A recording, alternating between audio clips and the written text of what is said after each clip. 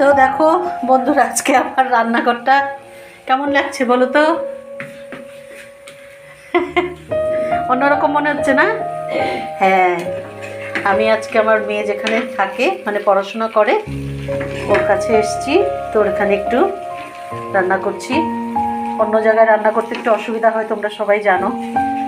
একটু কই মাছ পেঁয়াজ টমেটো দিয়ে একটু ঝাল ঝাল করবো। পেঁয়াজ টমেটো দেওয়া হয়ে গেছে, তেজপাতা ফোড়ন দিয়ে একটু শুকনো লঙ্কার গুঁড়ো দেব, দিয়ে ভালো করে কষিয়ে নাড়িয়ে চাড়িয়ে। আর এদিকে হচ্ছে মেয়ে বড় বড় আর মাছের সর্ষা দিয়ে ভাপাই হবে। আর এদিকে ভাত বসিয়েছি, ভাতটা হয়ে গেছে। তো চলো রান্নাটা সেরে নেই, পরে আবার দেখা হবে। একটু সর্ষে লাগবে। তো দেখো হয়ে গেল আমার টমেটো কই মাছের ঝাল।